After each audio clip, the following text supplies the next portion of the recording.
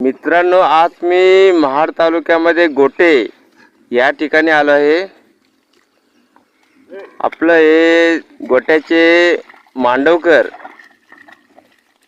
शेतामध्ये आहेत आणि सूर्यकांत गायकवाड नांगर धरला त्यांनी.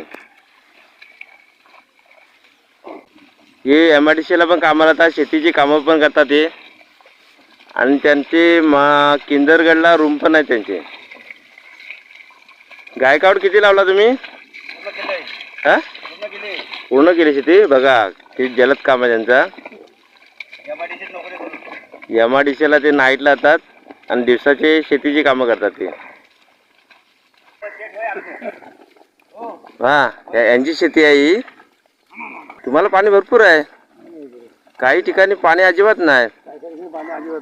हो.